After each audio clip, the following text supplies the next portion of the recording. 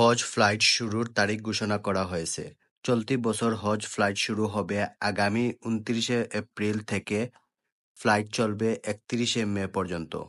মঙ্গলবার ১৮ ফেব্রুয়ারি বিকেলে রাজধানীর আগারগাঁও পর্যটন ভবনে বেসামরিক বিমানবন্দর পরিবহন ও পর্যটন মন্ত্রণালয়ের সচিব নাসরিন জাহানের সভাপতিত্বে অনুষ্ঠিত হজ ব্যবস্থাপনা বিষয়ে সভা ও এ তথ্য জানানো হয়।